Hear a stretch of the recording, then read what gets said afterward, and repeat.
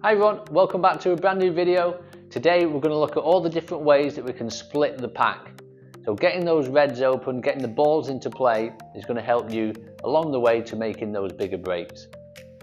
Make sure you subscribe guys, click that notification bell and you'll be notified as soon as a video drops. A lot of you are watching the videos but not subscribing. It really does help massively for the channel. So hit that subscribe button and let's have a look.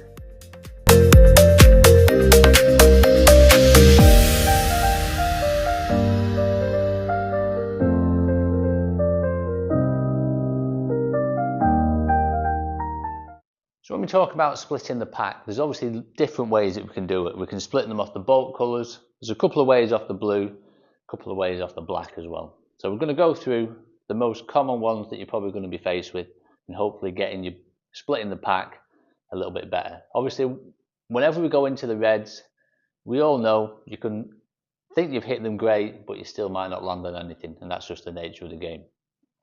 So we're going to start with the high black. So I'm obviously high on the black and we're going to use the top cushion to come off and hopefully split the reds. So the first common mistake that I see is players will be too high on the cue ball. So the too high, they're creating top spin as the cue ball hits the black, and basically what happens is, I'm sure you've seen it on the TV, the cue ball will arc around the red. So you might clip the end red and the cue ball ultimately ends up too far down the table. So you'll be too high on the ball, it creates a bit of an arc effect and it goes all the way around the reds. So I like to be a little bit below centre. We're going to play with the tracer left hand side, so when the cue ball hits the cushion, it's almost going to check back into the pack.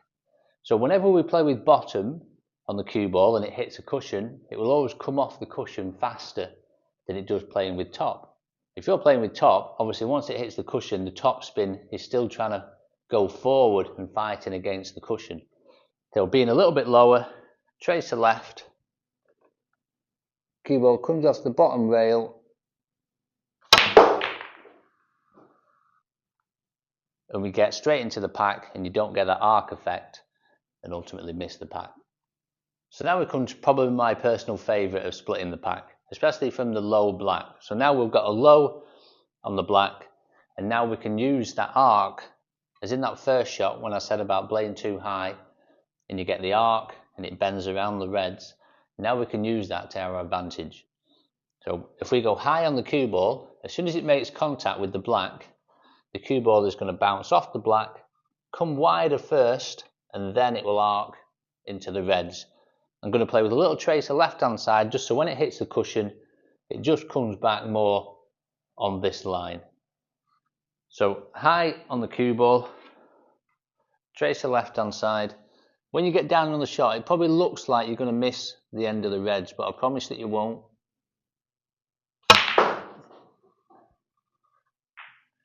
So we get a little bit of tracer left, splits the pack, and we've been a little bit unlucky. We've got one in the middle, but we could have landed a bit nicer.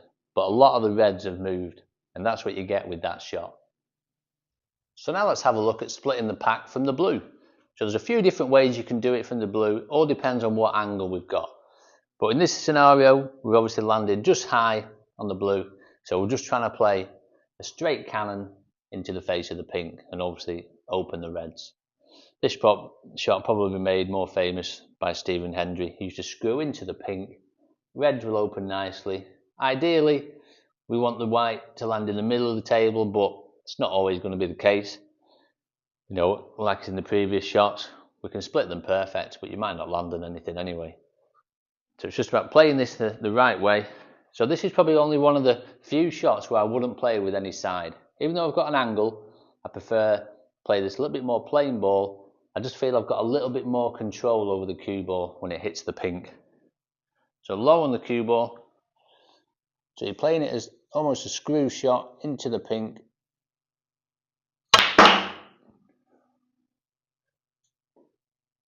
Couldn't land it any worse, could it? Let's try another.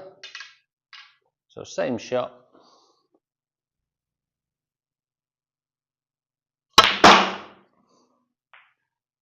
Look at the difference there. So we played two shots. One of them absolutely nothing. The pack didn't split at all.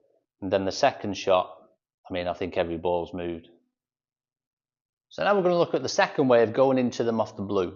So we're a little bit straighter now. I've not got as much angle as the first shot. So I feel like I'm really going to have to force the cue ball to get into the pink. I feel like I'm not really going to land on much. You still could, but I feel a better shot is now when we're going to use 2 cushions. So we're going to be high on the cue ball to create forward spin, and right hand side, so when it hits the cushion it speeds up off the bottom cushion and then hopefully into the reds and we land on one. So let's give it a go. High on the cue ball, right hand side, comes off 2 cushions, into the reds. Yeah, I think we've been a little bit unlucky, might have one to the middle. Oh no, we might have one at the bottom actually. But that's probably a better shot than maybe going into them. So the next shot we're going to look at is splitting them off the green. Now if I had a personal preference as to which ball we want to split off the bolt colours, it would always be the brown.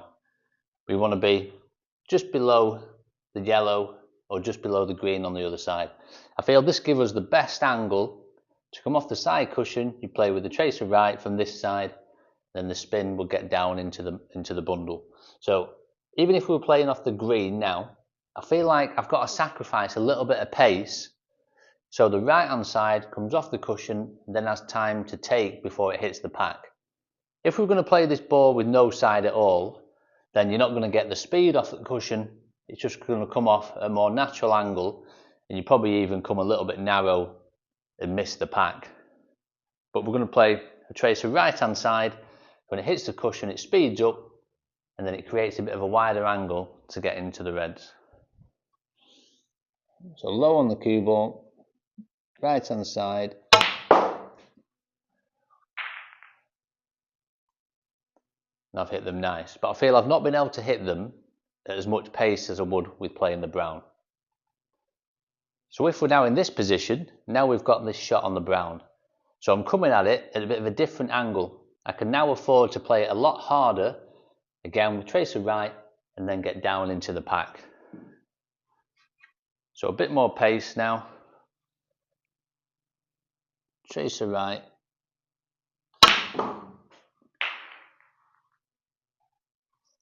Into the pack, and they split nicely.